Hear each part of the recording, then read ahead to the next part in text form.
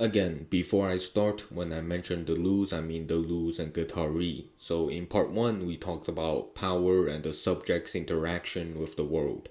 Now we will get more abstract in the formation of the subject.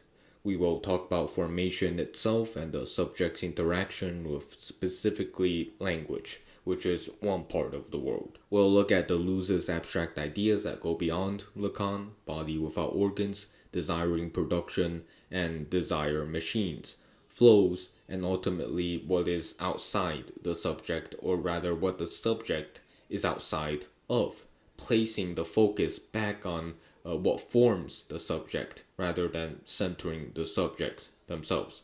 We will be discussing Lacan independently, mere stage/process, signs, desire, lack, etc. The video is long because I want you to grasp the concepts. Let us keep it simple for now and follow along with the book. Later I'll be diverting, but not yet. Oedipus makes you internalize power, so Deleuze will produce an anti-Oedipus through internal critique of psychoanalysis. Again, there's this will to understand a philosophy rather than coming in with your own ideas and discarding all the work a philosopher has done. Sato here immediately goes into the body without organs, a notoriously difficult and abstract concept.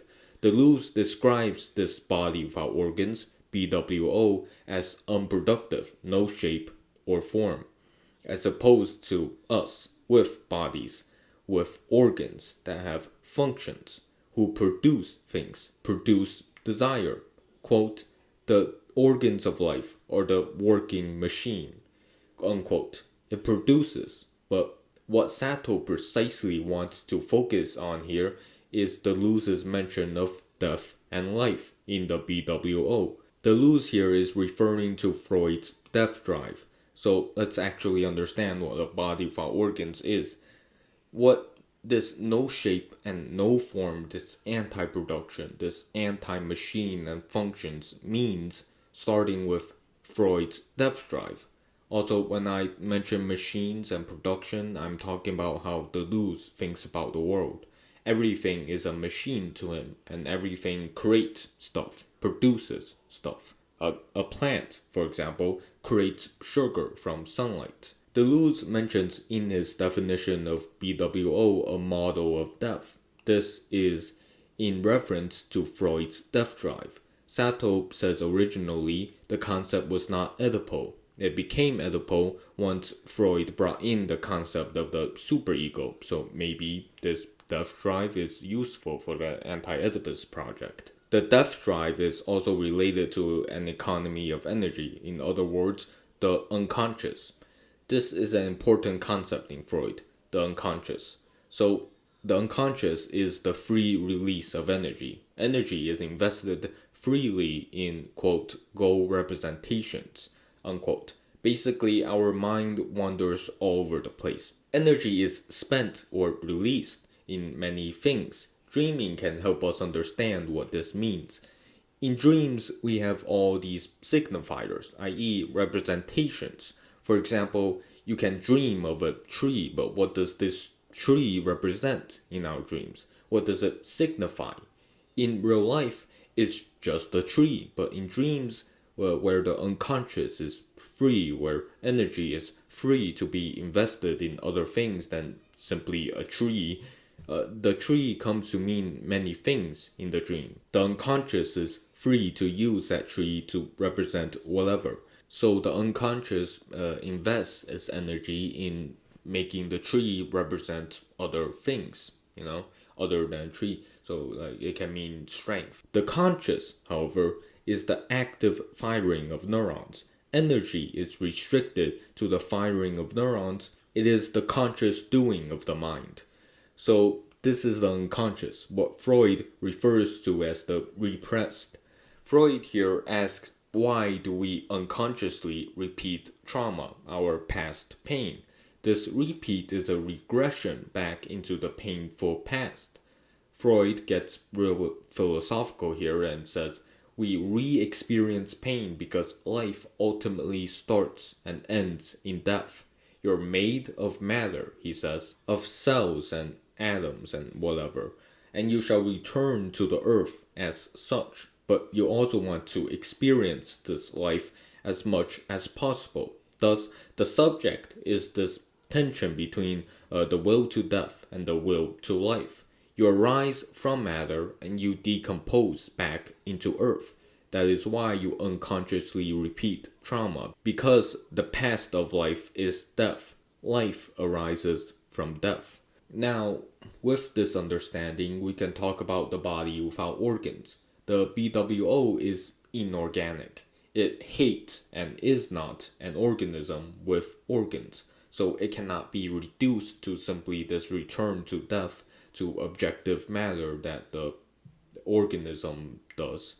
No, it is not this philosophical projection, not a representation of something. It is anti-representation. BWO is pure structural function, so it's not a thing. It becomes a thing or identity in different situations, different processes, for example, the process of capitalism.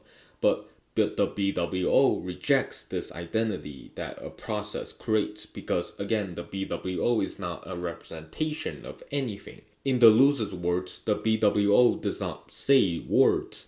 It merely makes sounds that don't mean anything. So that's very abstract. Let's go back to Freud. Deleuze and Guattari pointed out how Freud always describes the death drive in relation to the life drive, i.e. opposites always comes in twos, life and death. But the BWO is purely the death part. In Freud, everything depends on this death, on this return to matter, but you can't really speak of nothing, can you? It is only represented, and so Freud always has to speak of life when he speaks of death. So what Freud is doing here is the empirical. Again, going back to Kant in part 1, we observe representations of things. That is the empirical. But this pure death that Deleuze is talking about is transcendental. Deleuze says this pure death is the ground for psychic life. In other words, pure death is the ground for Freud, or rather the lack of ground, because again, this pure death is not a thing, it cannot be represented. Ground is a representation, nothing is not a representation. And also the BWO is a limit, which we will talk about in chapter 2.3, but I'm just going to talk about it now. Because the BWO is nothing, it is completely free of functions and machines and such. But we have organs. Your arm has a function. So we can never reach this nothing. We can never reach death. But capitalism sort of wants to, because it deterritorializes or decodes, which means it deconstructs previous social structures and creates new structures. Because capitalism is fluid and flexible, but it can't really be completely fluid. It can't reach the BWO because it has to have some sort of structure. After all, capitalism is a system. It's not complete freedom. It's limited freedom. And again, the BWO is not a thing. I'm only describing it as a thing for the sake of simplicity. It's more of a process of nothing, a non-concept on which a process is based. So when I say the BWO is a limit or sort of goal for capitalism, I mean it's the conceptual limit of a process, not a thing, not a literal barrier or something. Okay, I know you don't really understand this non-thing, this non-surface / ground, this non or anti-reality. Deleuze describes reality as organs, machines, partial objects, all producing and consuming flows. The BWO is anti-this Deleuzian reality. We'll get into this later, but I promise you it'll be much more understandable when we start talking about capitalism. So Sato here says when the BWO is referred to as a pure death, it should be understood in the sense of Lacan's second death, which is also not literal but conceptual. Lacan's second death is the death of the symbolic, of the subject, so that they serve no imaginary other. Okay, let's briefly pause our reading here and get into Derek Hook's summary of Lacan. I will be going further into Lacan when we get to one of his most major concepts, the signifier. But for now, what is the symbolic, the imaginary, and the other? When we are born, we have no language. We just look at images of the world. That is the imaginary. The symbolic is when we do have language and culture, and the images begin to be described in words. We serve an imaginary other because there is an image of an other inside of our heads. This other is, in the imaginary stage, the desire of our parental figure. So basically, we want our parents to desire us, right? Because we identify with the image of the parent. But does the parent desire us? Do they identify with the image of us as we do with them? No, they live in a society and they desire something from society as well. That mysterious something is the other. So going back to Sato's book, the second death is the rejection of all of that. No more language and the symbolic, no more other. So it's in a society is dead to you kind of way.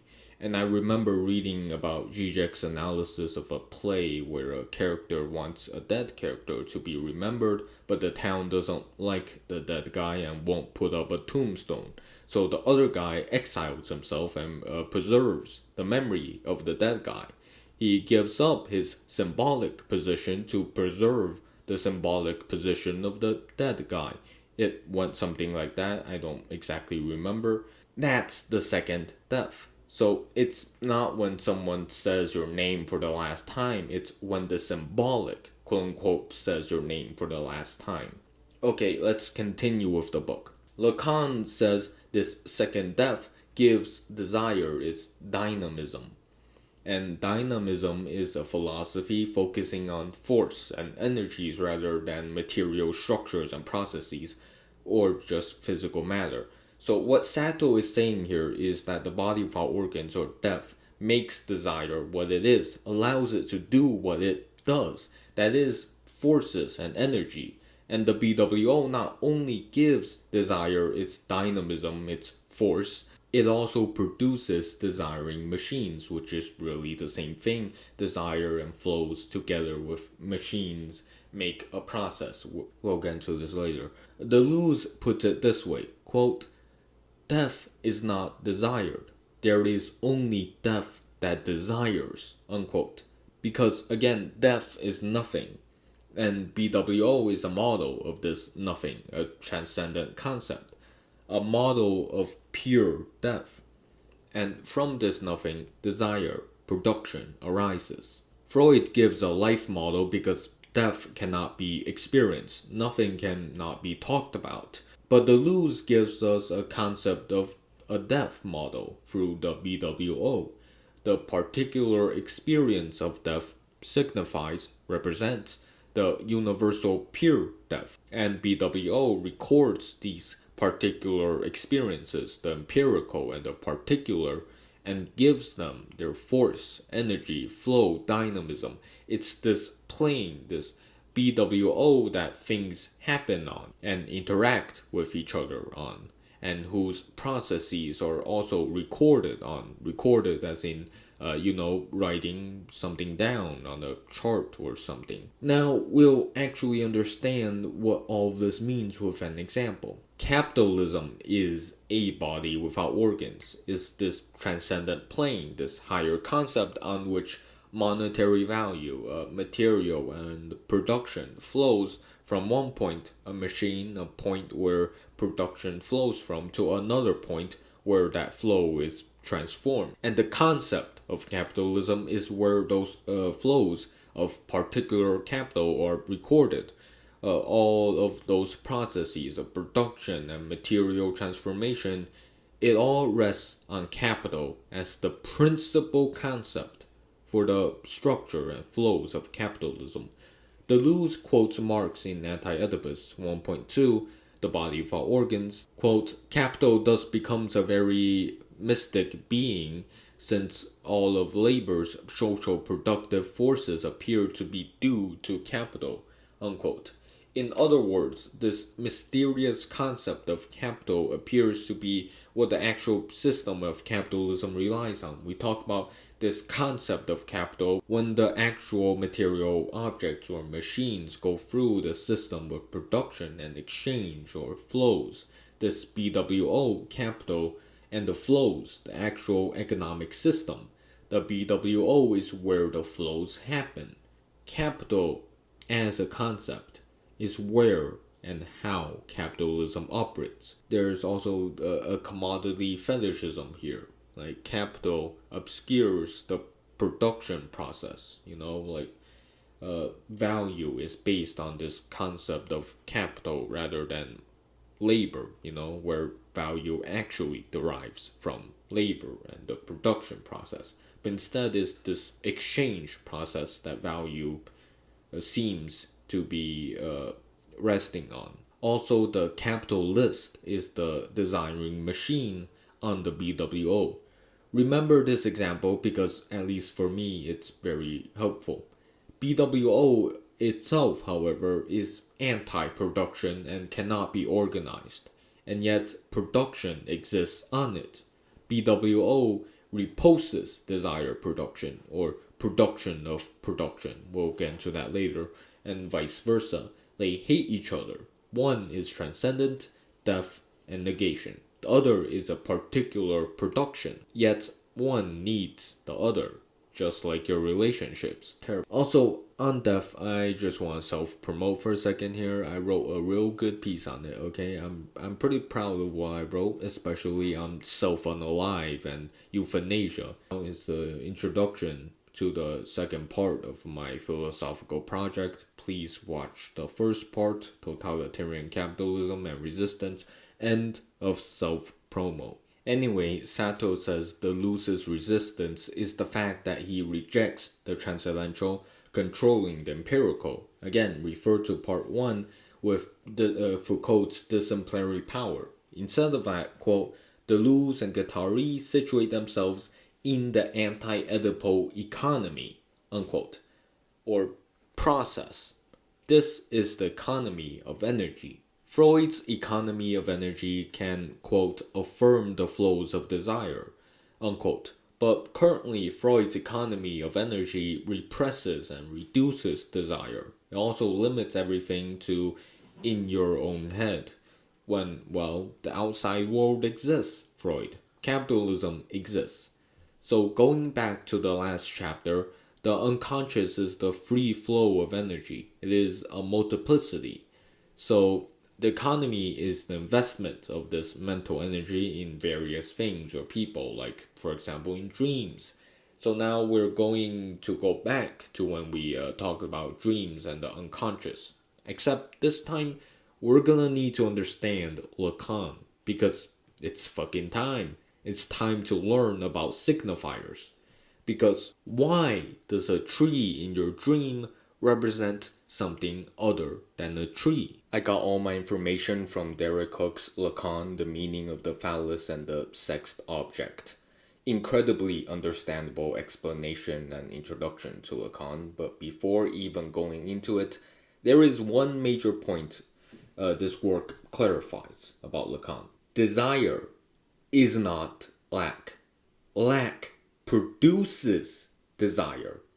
I misunderstood this for the longest time because it just intrinsically made sense.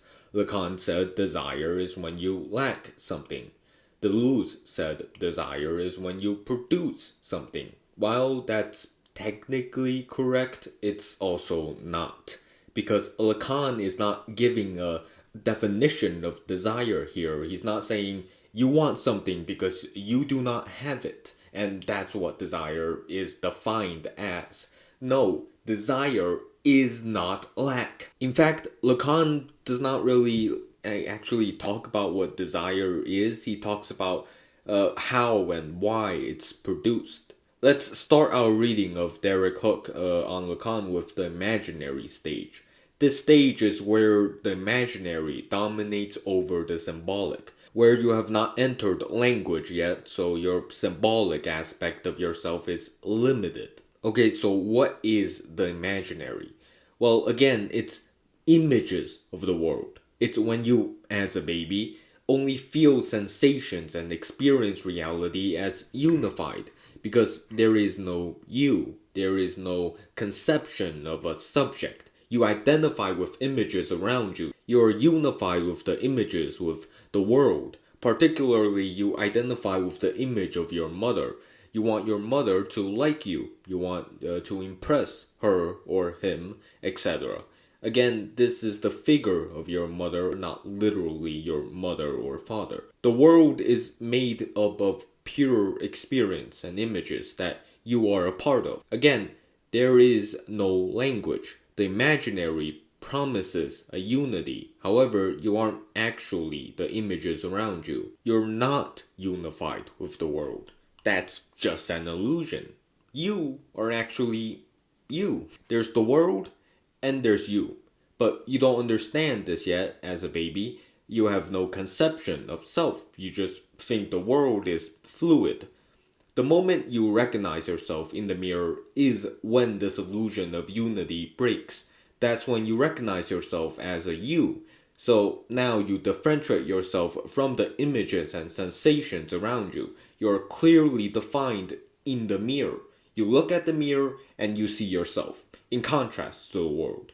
You, the subject, the world as objects. However, this is still the imaginary stage, because the mirror image of yourself is an image. That reflection of you is not you. How the symbolic begins to dominate over the imaginary is through the father figure, who basically says, nope, you can't identify with your mother. Your mother likes me more than you. So the father figure is prohibiting you. He's laying down the law, so to speak. He represents the symbolic order, a system of representations and symbols, particularly language. But to understand language, we first need to understand signifiers. Again, signifiers are what represents something. For example, words. The signified is what is represented. For example, the mirror stage, your reflection signifies this concept of you as a subject. Your image in the mirror is the signifier, and you as a subject is a signified. However, this is where Lacan says otherwise, because our brains don't work like computers. We don't input and output. In goes the signifier, out goes the signified. For example, when you read something, do you imagine every single noun, verb, and adjective in your head? No, of course you don't, because words work in the context of other words. They don't work because of the thing they signify, but because of other signifiers, other words.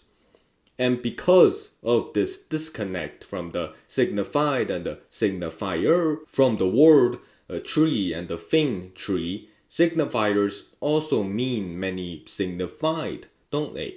A tree can mean strength, which itself signifies something else.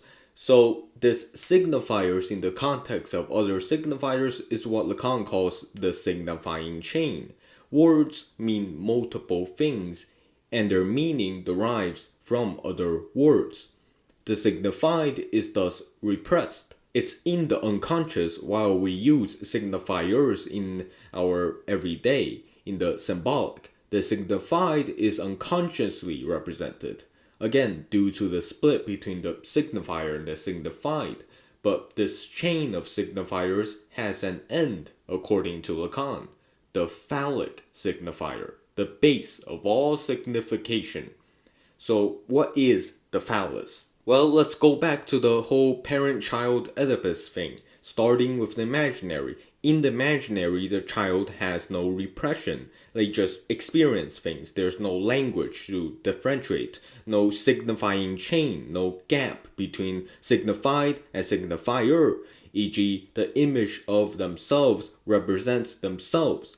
The image represents nothing else. The signifier represents nothing else. Stability and oneness, but of course at some point we adopt language and the symbolic through the father figure. But How? This is where lack comes in. One way we can enter the symbolic is through language, which can be used to communicate what we want. We lack something.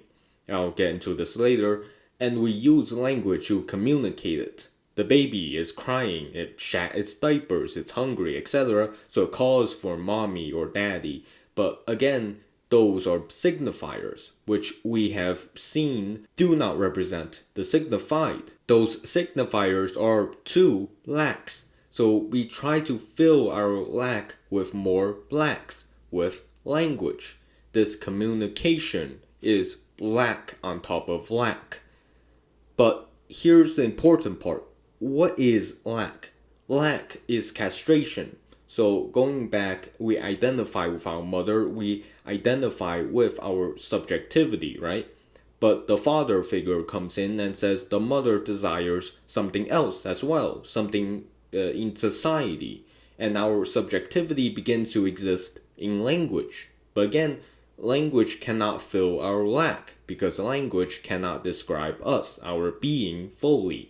You cannot convert your entire being into mere words. So there's a lack that we feel. That is a form of castration.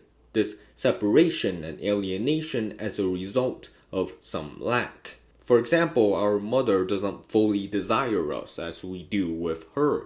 There's something that the father figure, that the symbolic has that we don't. The child relies on their mother physically and psychologically, but the mother does not. So why is she raising us and giving all this love to us? What does she truly desire? Because it certainly isn't us. There's a third term.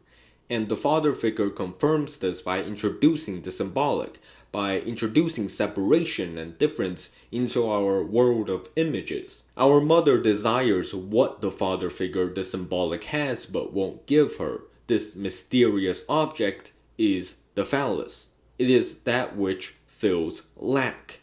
It is that missing part of us.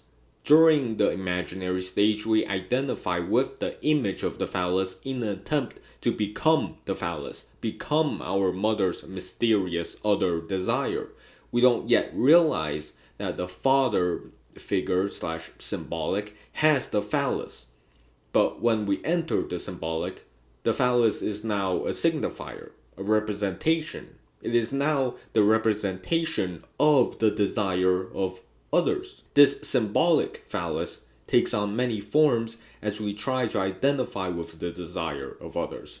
It is when we give up being the imaginary phallus, image identification with a mother's desire, that we enter the symbolic. Trying to be the phallus inevitably leads us to discovering our mother's world, the world of the symbolic, of society and culture. The figure of the father is this process of entering the symbolic, separating us from our mother and basically going like, oh, I have the phallus, come into the symbolic and come get my phallus, And once you enter the symbolic, you realize, oh, I can't actually be the phallus, because again, in language there are conflicts and differences between words. The symbolic means difference. And your focus on your mother's desire is overtaken by this symbolic, by this father figure. And that's where signification itself starts. The phallus is the anchor for the symbolic. But what is the phallus really? Well, like words, it has no concrete ground. It's nothing. It signifies nothing. It's a signifier of lack, of this mysterious thing our mother desires. But that thing is nothing. We want our mother's desire, not the object of her desire. The phallus is thus nothing. And that's precisely why we can never achieve it. It is a signifier without a signified.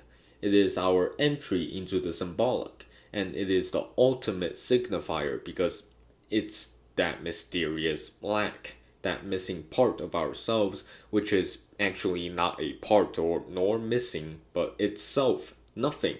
It's an illusion. Okay, let us now review how language is important to the Oedipus complex. that we just described before with the mother-father phallus thing. 1. Language allows for difference, especially the arbitrary difference between male and female. 2. So signifiers have many meanings, right? One word can be substituted for another. The child also substitutes parental love with starting their own family instead of continuing to identify with the mother. 3. The phallus is lack. It is when we are separated from the image of the mother. Language is also lack. Language cannot express our being because it cannot express that lack. It can only express desires produced from the lack. 4. Just like how we are prohibited from being the phallus, the child is prohibited from image identification as it enters the symbolic. Alright, before getting back into the book, basically you just need to understand the phallus in context of all this Oedipal shit, of the symbolic imaginary. We are incomplete as a being, and desires are produced as a result of that. That incompleteness begins in the imaginary, where all the images, the world is made up of images, and brings us into the symbolic, where we identify with words and representations. We always want things because we feel like we lack a part of ourselves. This is the transcendent idea of the phallus, the signifier of lack, the base signifier for the chain of signifiers. You got that? Good. That was the easy part. We're on page 40. So, dreams. We were talking about dreams. And in dreams, signifiers and signified go all over the place. There is a chain of signifiers in dreams or in the symbolic. Your energy in dreams is invested in these signifiers going all over the place. A tree in your dream can mean whatever. But again, all these signifiers have one base signifier. They all represent one thing in this endless process of representation and meaning. The phallus. This is where it gets complicated. So your unconscious is made up of all these signifiers. For example, dreams, you have all kinds of random objects, or rather representations of objects. Your unconscious is made up of these. And these signifiers define your subjectivity because, again, we don't identify with images all that much anymore. Our world is full of symbols, representations, and words. We are those signifiers, which are not images. And those signifiers are in a chain. And according to Lacan, it all relies on the phallic signifier. And that is actually what defines your subjectivity. So Lacan says, quote, a signifier is what represents the subject to another signifier, unquote. So our subjectivity is in this chain of signifiers, which includes other subjects who are also signifiers. Other people are represented.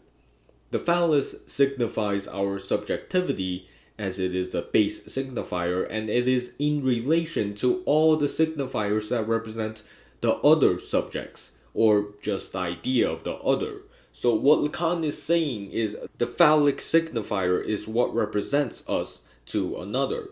So, very abstract. But what we basically need to understand is that the phallus is the base signifier, the OG, where it all began.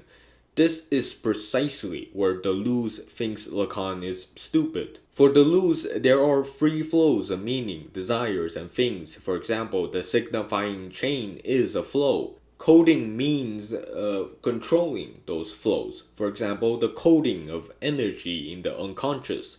Energy is invested in signifiers, in dreams.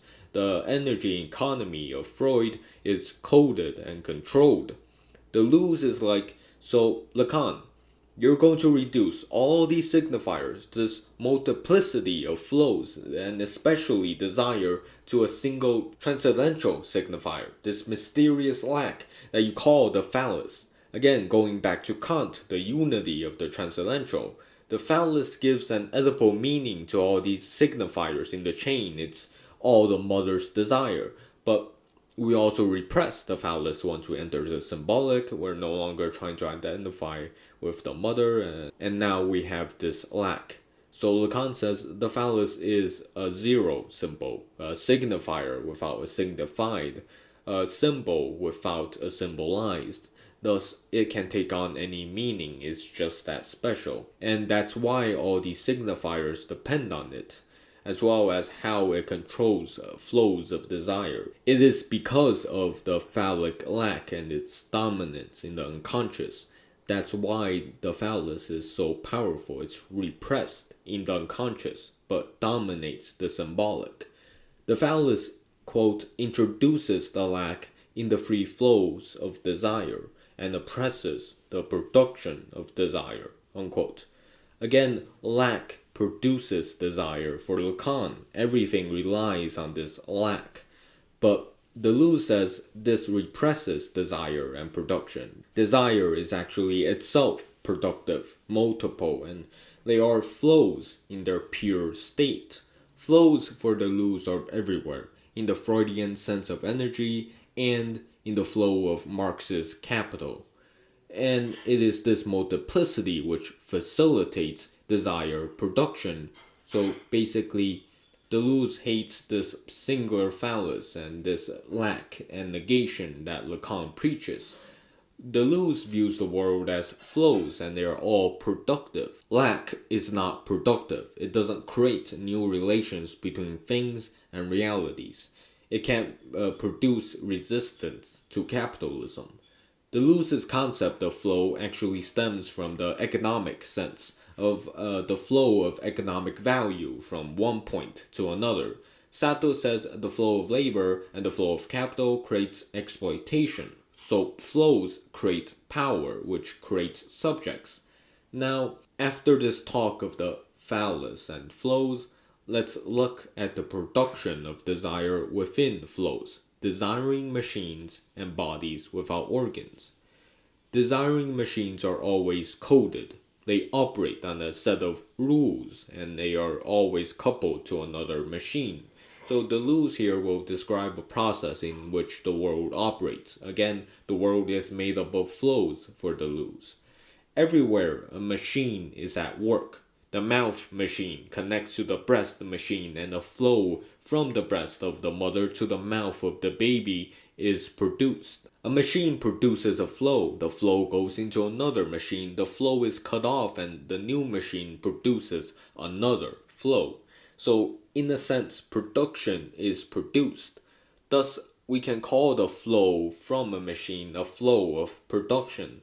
It's very abstract, but think back to the capitalism example. The material objects under capitalism are machines. The process of production and exchange are flows. And this process rests on the concept of capital, the BWO. In the beginning of Anti-Oedipus, Deleuze points out how this process of machines and flows is not restricted. Machines in nature, for example, the machine of a plant which photosynthesizes and produces flows of energy from the flow of sunlight, is not disconnected from machines in society, e.g., the machine of your arm interacting with the machine of the store shelf which sells products/machines of apples or eggs in this flow of purchasing. Because production is immediately consumption, this also relates to Deleuze's concept of territorialization/deterritorialization. Production of flows from a machine immediately goes into another machine. Again, for example, from the breast immediately to the mouth, which produces another flow. A machine is already production and flow. All these things are the same process. Deleuze writes, quote, every machine presupposes the continuity of a flow. Every flow, the machine, unquote. I modify the quote so that the partial objects are replaced with the word machine, because a machine is a part of an organism, your hand machine, part of your arm machine. Hence why Deleuze calls machines a partial object. Anyway, so that's why nature is immediately societal, immediately connected to the cities and stuff. Again, going back to my purchasing example, you as the shopper presupposes the operations of capitalism of bringing the apple to the store shelf. That is commodity fetishism. The production process is hidden, presupposed. The machine presupposes the flow as a process operates. Deleuze says the subject is formed by all these machines and flows and production, which are all recorded on the surface or the body without organs. And if you remember, the BWO is anti-production, while machines form the organism and are defined, the machine of your eye, your hair, etc. BWO is anti-organism and has no shape, but BWO is where things happen, where things are recorded. The process of production is strictly under BWO. Desiring machines are in a relation with each other and are precisely not controlled by this idea of a transcendent phallus. It's on this BWO that machines coexist in their differences, and through this process of machines and flows, the subject is produced, a production of production. But the subject isn't central here, it's the machines at the center, so the subject is on the outskirts. Sato says when the machine consumes what another machine produced, the subject is produced as a residue. Looking at the footnotes, Lacan uses residue to refer to that which cannot be signified, the residue of the symbolic, that which escaped representation. So residue for Deleuze, I guess, is the subject. But the subject is not a stable thing. After all, the world is in the process of producing and consuming. Production is this multiplicity of flows of labor, for example. And in all this chaos, the subject is constantly being formed and reformed, along with this multiplicity of the world made up of machines and flows. Lacan also says the subject is on the outskirts. But instead of saying there's a radical process of productivity at the center, he says lack, the phallus, is at the center, determining the subject on the outskirts. Again, this is why Deleuze thinks Lacan is stupid. There is no production or consumption, and production, again, for Lacan, it's just a passivity, a lack. So while for Foucault the subject is determined by this multiplicity of power struggles, for Deleuze the subject is determined by this multiplicity of flows of production, of energy, and the like. It is important to note that Deleuze rejects Kant's pre-existing subject, where the empirical is subjugated to the transcendental, that is pre-existing. We observe things, and then somehow our thoughts are already there, and our mode of thought is already there. How we interpret knowledge is already there. To Deleuze, it's all one thing. The subject is empirical, so to speak. It's made up of flows, directly, without mediation of a unified subject that thinks. Thus, the subject is multiple. And it is precisely this multiplicity that can change the larger social machines. To this end, we can learn from the schizo and their process within the process of nature and the social order. Schizo here is defined as a person who destroys the symbolic, the phallus, through many symbolics. So they basically follow their own laws that are also multiple instead of a singular phallus. By the way, schizo meant autistic back then, okay? It meant autism. It was the word for mental irregularities. Now, obviously, we don't want to be schizos. It's what we can learn from their process of rejecting the phallus. According to the Stanford Encyclopedia of Anti-Oedipus, the schizo disconnect themselves from the process of machines and flows which make up reality. We can use this to study, quote, an unconscious that is social, historical, and metaphysical. Metaphysical is in brackets, all at once, unquote. So basically, reality. In summary, the subject is produced from the multiplicity of production which exists on the body of our organs, as opposed to Lacan's chain of signifiers, which all depend on the phallus, a lack, a passivity, not a production. Deleuze wants to affirm the productivity of desire here, rather than focusing on lack and the Oedipal process I described in Derek Hook.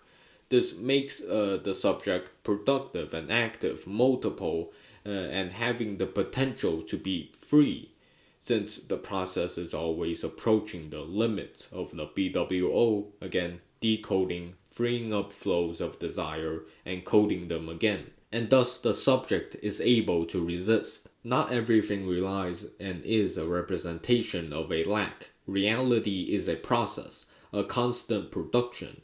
The body without organs is pure death. It is a model of death, unlike Freud, on which things are recorded, and on which relations are established. Like I said, Deleuze is very abstract, or rather, he wants to do pure philosophy. Not in the sense of thinking real hard, but in the sense of pure analysis and systems, not reducing anything, not conceptualizing things into a transcendental, but preserving differences.